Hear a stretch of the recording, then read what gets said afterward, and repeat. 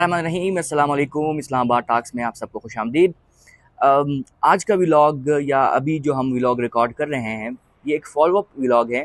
जो इससे पहले हमने व्लॉग अपलोड किया था कि एसपी अदील जो इस्लामाबाद में एसपी इंडस्ट्रियल थे, उसकी मुबैना ख़ुदकुशी पर अभी जो अपडेट्स आ रही है उससे पता चल रहा है और सवालात उठ रहे हैं, लोग सवाल कर रहे हैं और इस पर बहस कर रहे हैं कि क्या ये मुबैना तौर पर कत्ल था, क्या एसपी अदील साहब को किसी ने कत्ल किया है, उसके सबऑर्डिनेट ने। और ये भी बताया जा रहा है मुबैना तौर पर कि उनके अपने आईजी साहब के साथ जो संबंध थे वो अच्छे नहीं थे। तो क्या आईजी इस पर गुस्सा थे और इसके कातिल कौन है और इसके कत्ल की वजह क्या है, ये जानने की कोशिश और इस पर तबसरा आज के व्लॉग में करेंगे। मैं अगर आपको ये बताऊं कि इस तरह के अफवाह है या इस तरह की बातों से परहेज़ करना चाहिए जब तक कोई ऑफिशियल कोई सबूत सामने ना आ जाए। उससे पहले इसको कत्ल डिक्लेयर करना, मेरे ख्याल में आप जो एसपी अदील साहब के लिए आवाज़ उठा रहे हैं, वो आवाज़ नहीं उठा रहे हैं, आप उसके ख़िलाफ़ जा रहे हैं। उसकी फैमिली अगर ये सब चीज़ें देखेगी तो उन पर क्या बीतेगी। इस सब का अगर सोशल मीडिया पे पोस्ट कर रहे हैं, अगर आप व्लॉग बना रहे हैं या आप कोई और चीज़ कर रहे हैं, तो इससे पहले सोचना चाहिए कि आप जो चीज़ अपलोड कर रहे हैं क्या उससे उस ख़ानदान की मुसीबतों में इजाफ़ा होगा या हम उस ख़ानदान की मुसीबत को बांट सकते हैं, उसके लिए आवाज़ उठा सकते हैं और मुक़्तदर हलकों से ये अपील कर सकते हैं कि इसकी शफ़ाफ़ तहकीकात की जाए। अच्छा, मैं जब ये कह रहा हूँ कि ये इस तरह क्यों है, तो बहुत सारे शकूक व शुबहात हमारे इस्लामाबाद पुलिस ने ख़ुद डिक्लेयर किए हैं। इसमें हमारे एक रिपोर्टर हैं उस्मान भट्ट साहब, वो कहते हैं कि जब मैं उनके जनाजे के लिए गया तो वहाँ पर पुलिस ने मुझे रोक लिया और मुझे बताया कि आप मेरे बायू जैसे हैं, लेकिन आईजी साहब का ऑर्डर है कि कोई भी सहाफ़ी अंदर ना आए और अगर कोई आया तो उसको नौकरी से फारिग कर दूंगा। ये उसका ट्वीट है। इस तरह की और 2-3 और लोग हैं जो इस तरह के ट्वीट्स कर रहे हैं। इससे ये पता चलता है कि आप इस मामले को दबाना चाह रहे हैं।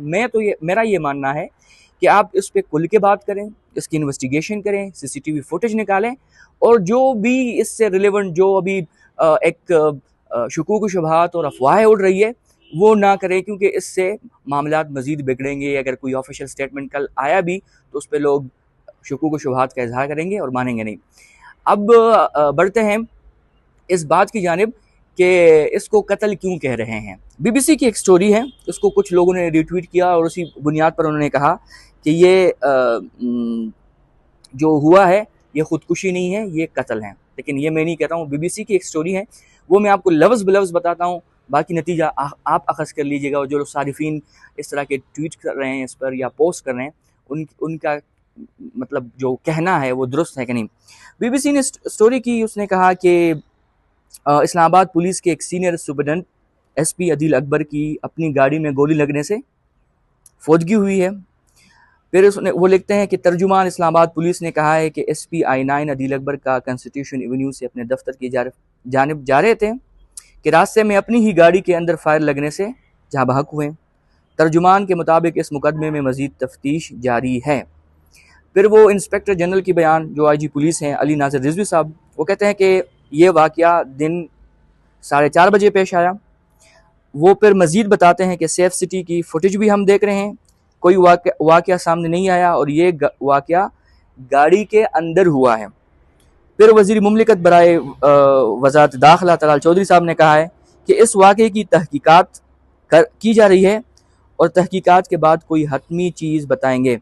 तलाल चौधरी साहब ने एक और बात भी कही जो मुझे याद है, उसने कहा हम सब इसको इस तरह इन्वेस्टिगेट करेंगे जैसे हमारे कोई छोटा भाई हो। लेकिन इसमें अगर आप देखें तो वो नहीं है जो कहते हैं। बीबीसी की स्टोरी है, अब शायद उन्होंने फ्रेमिंग कुछ यूँ किया हो कि लोग इस पर बहस करें, कंट्रोवर्सी बने। फिर इस तरह के और बहुत सारे ट्वीट्स हैं जिसको बंदा सुनता है तो हैरान रह जाता है कि आखिर बगैर किसी सबूत के आप इस तरह बात क्यों कर रहे हैं। एक और अकाउंट है उसमें ये लिख रहा है, बल्कि उन्होंने तो मोहसिन नकवी साहब जो वज़ीर दाखिला है उसको भी टैग किया, आईजी पुलिस को भी कर लिया, इस्लामाबाद पुलिस को भी कर लिया और तलाल चौधरी साहब को भी कर लिया। वो कहते हैं कि सुनने में आ रहा है कि आईजी इस्लामाबाद मरहूम एसपी अदील के सख्त मुखालिफ थे, क्योंकि अदील के पास आईजी नासिर रिजवी के कुछ अहम राज थे जिस पर नासिर रिजवी की गिरफ्तारी हो सकती थी और इनका ख़ानदान तबाह हो सकता था। इसका मतलब ये सिर्फ इस हद तक मैं समझता हूँ कि सिर्फ एक ट्वीट है, इसके अलावा और कुछ नहीं।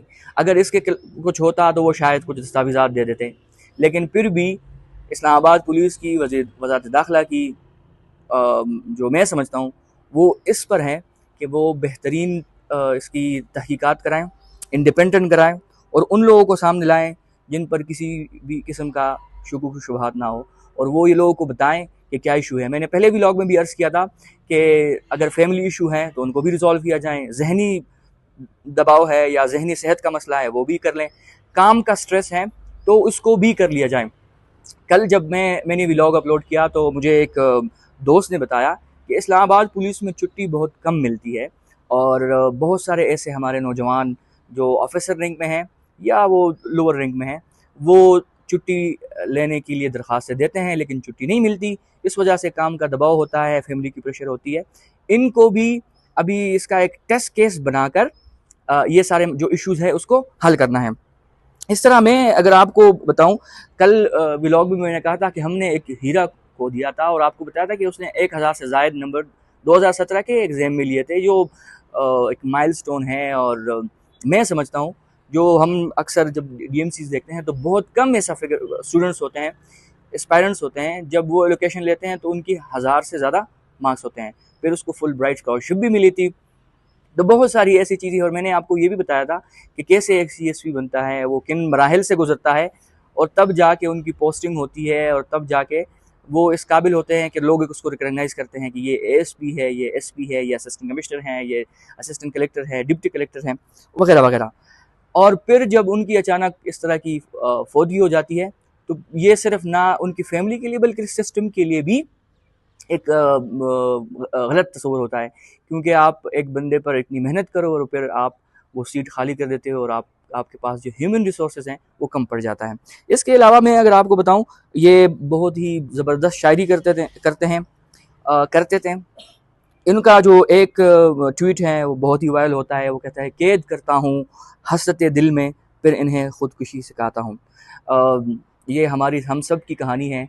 हम भी बहुत सारी ऐसी ख्वाहिशें रखते हैं और फिर उन्हीं ख्वाहिशों को हम खुद ही मार देते हैं। यहाँ खुदकुशी से मुराद ये है कि मैं उसको खुद ही दफन करता हूँ, कि वो पूरी नहीं होती तो उसको दफन कर देता हूँ। एक और जो मैंने उसके टाइम लाइन से अखज़ किया है, वो अगर मैं आपको दिखाऊँ वो बहुत ही शानदार है, वो बहुत ही ज़्यादा वायरल हो रहा है।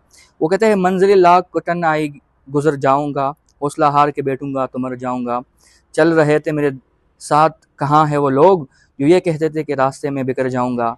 दर बदर होने से पहले कभी सोचा भी न था, गर मुझे रास ना आया तो किधर जाऊँगा।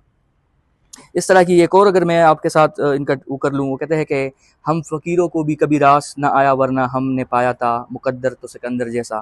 फिर एक और उसमें इसने लिखा है कि इस तर्ज़ ताल्लुक़ पे ताज्जुब है कि हम लोग मौजूद तो होते हैं, मुयस्सर नहीं होते। एक और इसका वो कर रहे हैं, धोखा है एक फ़रेब है मंज़िल का हर ख़्याल, सच पूछिए तो सारा सफ़र वापसी का है।